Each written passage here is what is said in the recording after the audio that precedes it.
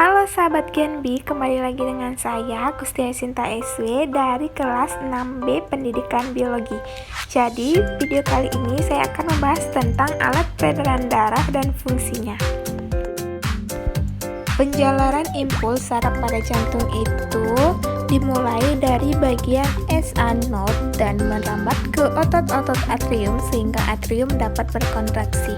Kemudian impuls mencapai AV node selama 0,1 detik. Impuls yang berasal dari AV node tadi akan dirambatkan ke berkasis dan selanjutnya ke berkas Purkinje yang mengantarkan rangsangan ke seluruh bagian ventrikel. Saraf lain yang mempengaruhi kerja jantung yaitu saraf simpatis dan saraf parasimpatis. Jadi saraf simpatis ini yang mengintervasi jantung, nervus accelerator yang fungsinya mempercepat denyut jantung.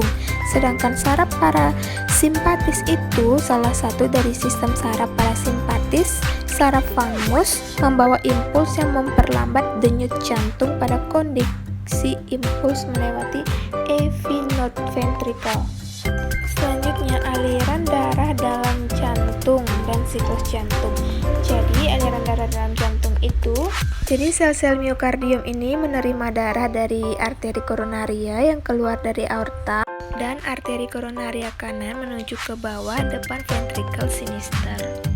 Nah, siklus jantung itu kinerja hati manusia yang terdiri dari dua periode, yaitu otot jantung rileks dan diisi dengan darah disebut diastol dan mengikuti periode kontraksi yang disebut sistol.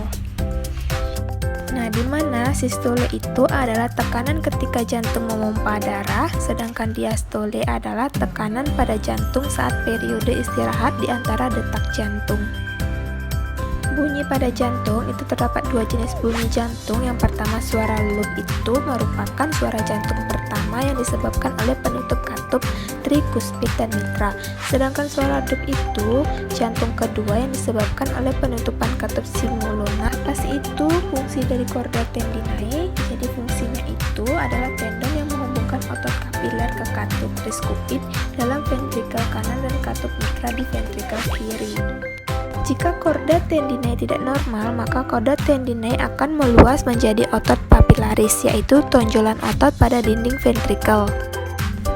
Fungsi klep antriventrikular dan klep simularis. Di dalam katup antriventrikular ini ternyata juga masih dibagi menjadi dua bagian, yaitu katup trikuspid dan katup mitra. Sedangkan pada katup similunar, sebagaimana dengan katup antrioventrikular, katup similunar ini juga memiliki dua bagian di dalamnya, bagian katup pulmonal dan katup aorta. Volume rata-rata per denyut jantung untuk manusia itu sekitar 75 cc per denyut, sehingga volume akhir darah yang masuk ke dalam ventrikel saat diastol dan volume akhir darah yang keluar dari ventrikel saat sistol.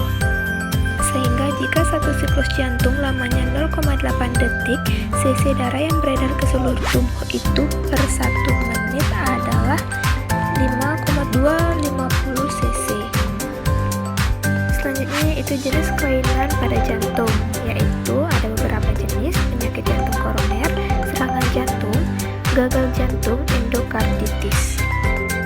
Penyebab dan pencegahan PJK atau penyakit jantung koroner.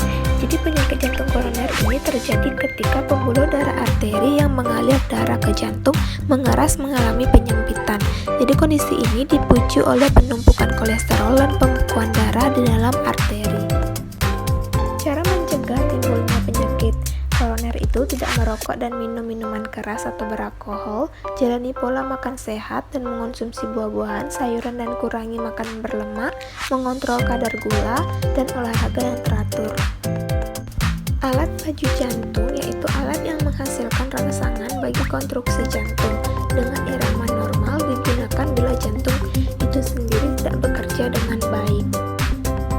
Selanjutnya itu yang dimaksud dengan arteri, vena, dan kapiler. Jadi arteri adalah pembuluh darah yang berfungsi mengalirkan darah kaya oksigen dari jantung ke seluruh tubuh. Sedangkan vena adalah pembuluh darah yang membawa darah rendah oksigen, kecuali untuk vena paru yang membawa darah beroksigen dari paru-paru kembali ke jantung.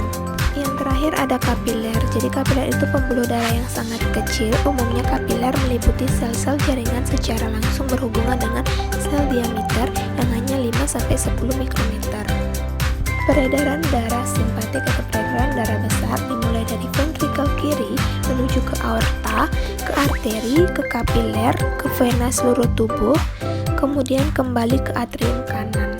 Sedangkan pada peredaran darah kecil yaitu dari ventrikel kanan menuju ke arteri pulmonalis, menuju ke pulmo, ke vena pulmonalis, dan ke atrium kiri.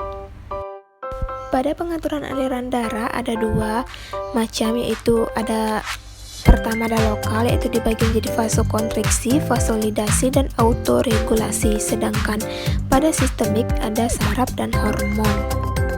Yang dimaksud dengan arteriosklerosis adalah penyakit terbentuknya plaka pada dinding arteri yang mempersempit lumen saluran tersebut dan menurunkan elastisitas pembuluh. Selanjutnya trombus. Jadi trombus itu pembekuan darah yang menempel di dinding vaskuler. Hal ini terjadi karena tempat darah mengalir yaitu endotel atau jantung mengalami kerusakan yang dikenal sebagai difusi endodel atau endotel yang terluka. Yang terakhir ada embulus. Jadi suatu benda yang tersangkut pada satu tempat dalam sirkulasi darah. Adanya embulus ini akan menimbulkan masalah bagi diameter pembuluh darah. Selanjutnya ada proses peredaran darah fetus. Jadi dari atrium kanan janin sebagian besar darah masuk ke atrium kiri melalui foramen ovale. Sebagian kecil darah dari atrium kanan masuk ke ventrikel kanan. Darah yang masuk ke atrium kiri akan dipompa ke ventrikel kiri dan dari ventrikel kiri dipompa masuk ke aorta, selanjutnya dialirkan ke seluruh tubuh janin. Oke, sekian sahabat Gembi. Jadi semoga video kali ini dapat bermanfaat bagi kita semua. Terima kasih.